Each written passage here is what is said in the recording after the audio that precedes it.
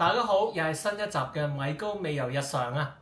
今日我想同大家咧煮一個非常之特別嘅，就係西班牙海鮮飯啊！大家聽到西班牙海鮮飯會唔會覺得哇，一定係好高級，要使好多錢先有得食嘅？出邊啊高級餐廳先叫嘅，其實喺屋企煮都可以煮得非常便宜㗎。西班牙海鮮飯咧最出名咧就係佢嘅短粒米啦，同埋咧番紅花，仲有啊就係佢嘅海鮮啦，同埋咧佢有個飯焦啊。呢個飯焦咧都唔係容易整㗎，嗱，但係其實整體嚟講咧都唔係難做㗎喎。咁可以喺 supermarket 都可以買到相關嘅材料㗎。所以今集我想教大家做呢個嘅西班牙海鮮飯，等你同屋企人可以 enjoy 啊！記得同我點讚、訂閱同埋分享，我哋馬上去片。大家睇下，呢個就係西班牙海鮮飯啊！咁樣咧，西班牙文叫做 paella 嘅傳統食譜裏邊咧，主要嘅食材啊，咁咧當然咧，我逐個介紹啦。呢個咧就係西班牙嘅短粒米啊，咁咧大概係350 gram 啦。咁樣咧，呢個米咧就我就用咗呢個咧，就喺supermarket 可以買到噶啦。咁另外啦，就係呢個番紅花絲啊。呢個番紅花絲咧，就我會攞一啲嘅一啲有味嘅湯啦，就將佢咧浸一浸啦，係啦。咁咧就大概咧係0.2至到0.3個 gram 到啦。咁當然咧有呢個 paprika 啦，就係一個紅椒粉啦，同埋咧係有油啦。咁同埋咧係有一啲嘅白酒啦，咁呢個白酒咧大概咧就係100嘅 ml 係啦。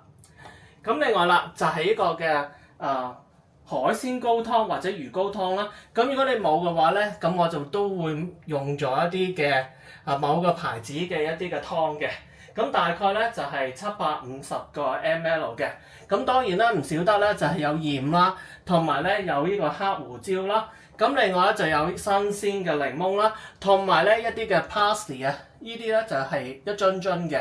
咁呢個咧非常之有用啦，係切碎嘅。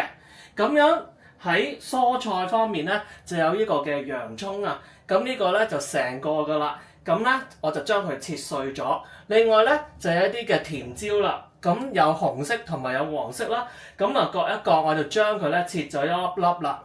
咁另外咧就有呢個嘅蒜頭啦，咁就有3至4個，咁我哋都係拍碎咗佢啦。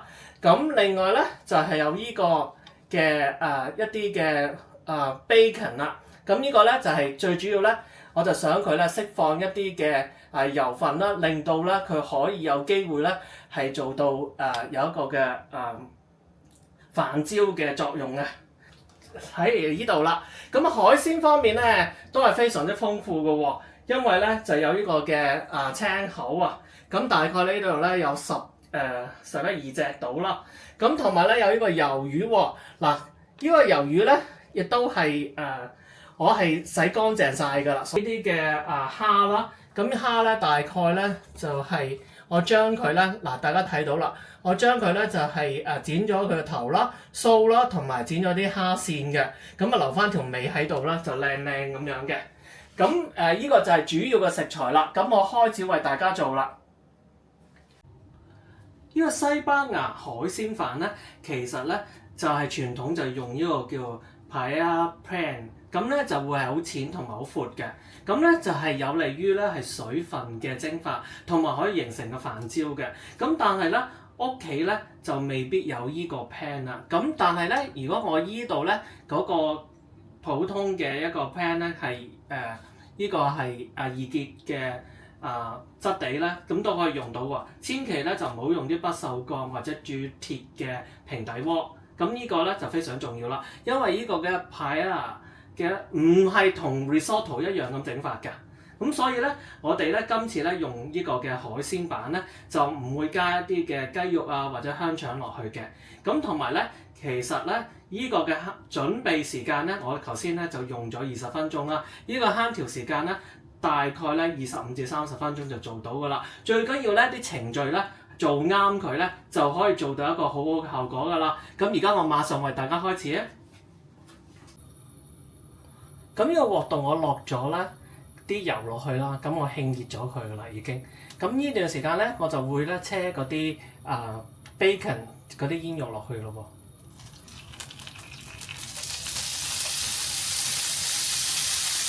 咁咧就收一收佢啦。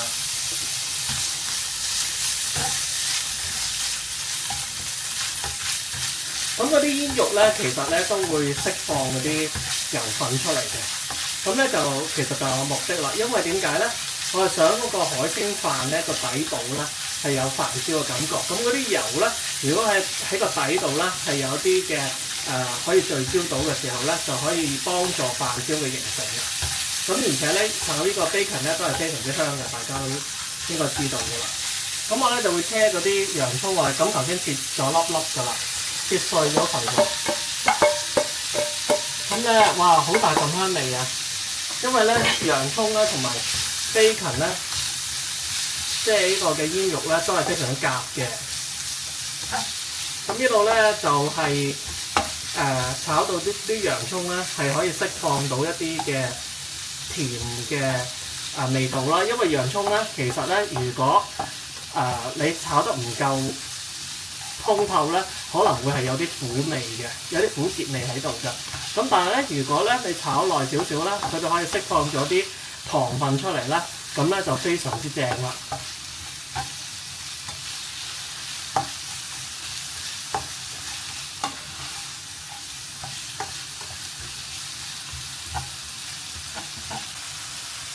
咁咧喺炒嘅過程，我落少少鹽啦，落啲洋葱度啦，等佢咧可以咧快啲出水，快啲咧做到個效果啦。咁我落完之後咧，當然咧兜一兜佢啦。哇！我聞到一大陣嘅洋葱同埋呢個煙肉嘅味啊，非常之吸引啦已經。大家睇唔睇到啊？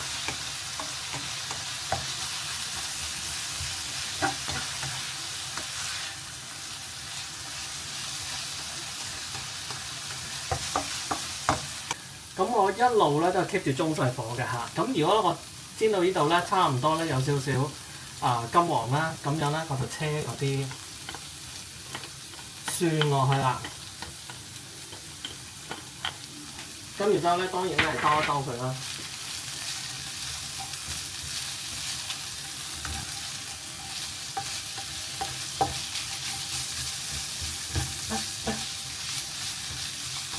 咁我兜完再同大家講。嗱，咁我兜到咧差唔多啦，咁跟住咧我再車嗰啲甜椒落去啦。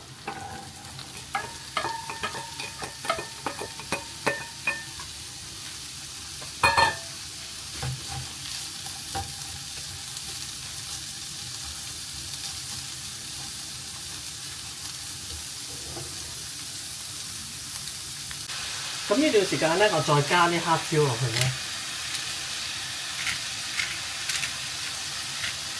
咁咧就係唔同，即係 cover 晒全部啦。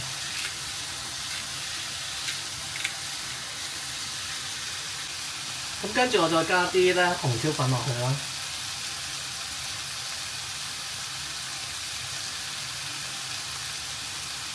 係啦，就係咁啦。咁咧我就加完之後就可以兜一兜佢。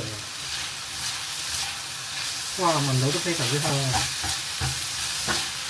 係咪色彩繽紛好靚啊？即係咩顏色都有啊！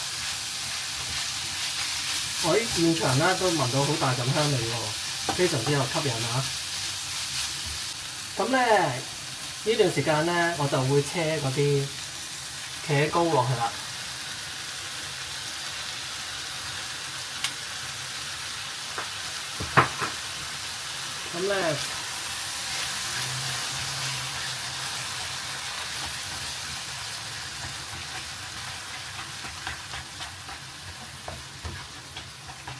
咁咧就係將佢咧硬佢啦，同埋咧將佢咧撈勻佢啦。咁我炒咗5分鐘得之後咧，咁我就會落呢個嘅白酒落去啦。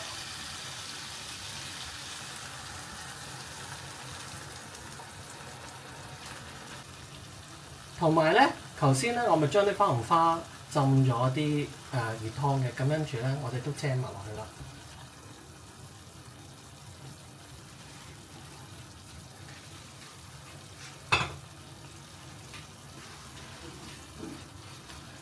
咁咧就兜一兜佢啦。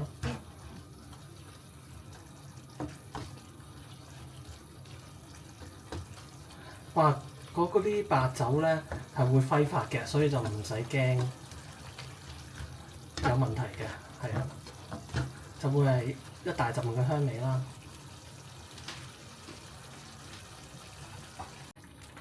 咁我頭先落咗啦300ml 嘅湯落去啦，而家咧再加多300ml 嘅湯加落去啦。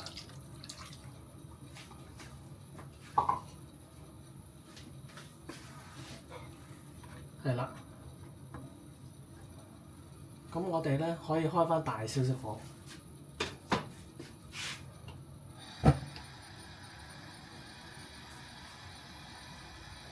咁跟住我再同大家講，大家見到我攞火係大火咁煮滾咗個湯噶啦。咁跟住咧我就會車嗰啲米落去啦。但係咧一定咧，因為呢個米咧擺咗落去咧就唔可以再stir 佢嘅，咁所以咧就要去好勻循啦。咁咧就逐少咁樣車落去嘅。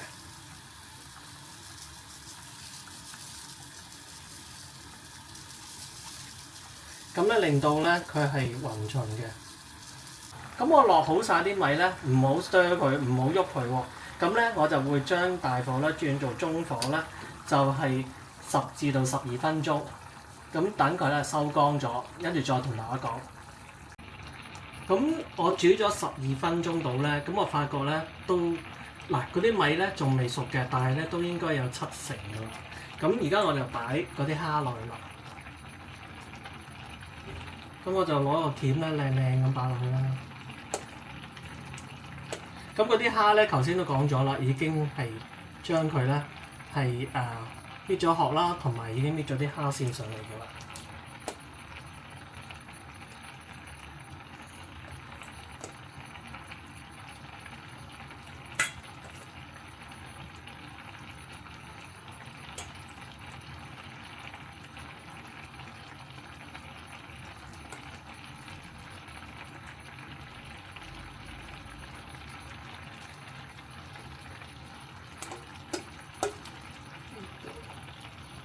咁樣啦，咁跟住咧我就擺嗰啲魷魚落去。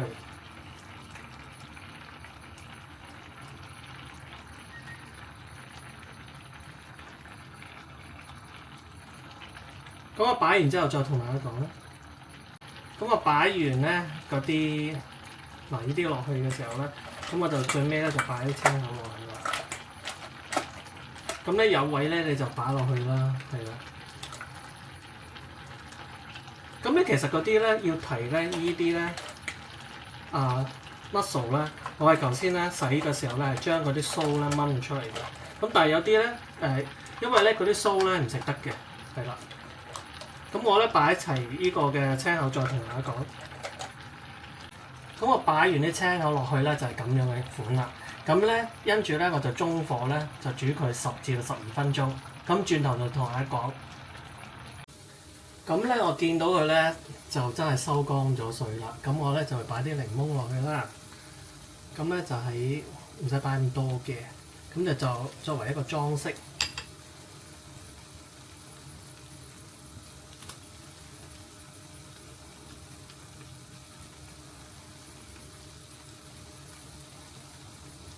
咁樣啦。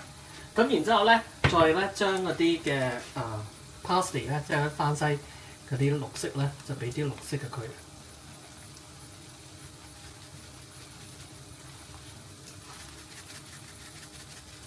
咁咧係咪好吸引咧？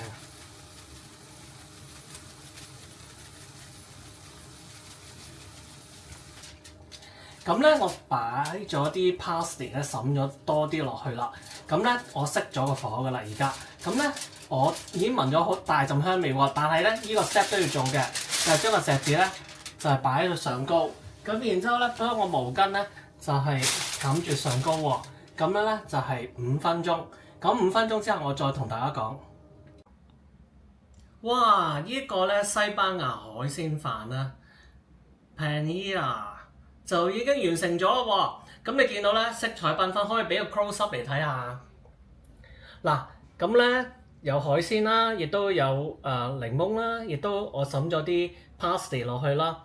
咁仲有啊，我咧就喺頭先喺個 video 冇 show 出嚟啦。其實咧我就開大火，就係最尾嘅時候咧就係4至5分鐘嘅。咁所以咧滗出嚟咧，大家睇唔睇到啊？係有飯焦喺度嘅噃，咁咧就可以咧滿足到大家嘅胃口啦。咁當然啦，如果你想要多啲嘅飯焦，你可以再燒多1至2分鐘，但係你一定要睇住火啊，唔好整到佢咧出現咗意外，咁就麻煩啦。咁咧我望到咧成個狀況咧都非常之香喎，咁我咧就不如咧就滗一斤嚟試下先啦。咁當然啦，有咁多海鮮嘅，咁我食隻蝦啦，同埋咧有個嘅墨魚仔。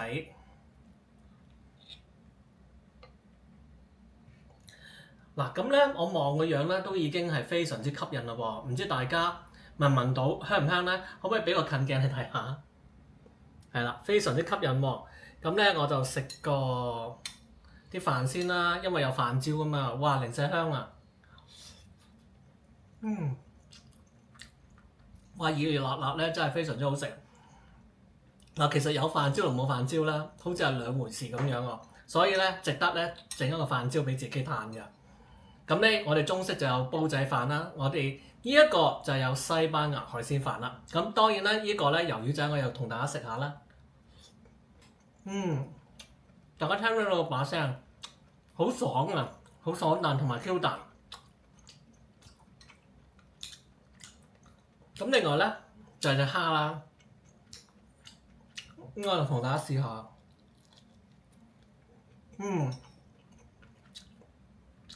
非常之好食啊！因為咧你食到咧嗰個味道咧非常之有海鮮嘅味道，同埋咧係非常之香啊！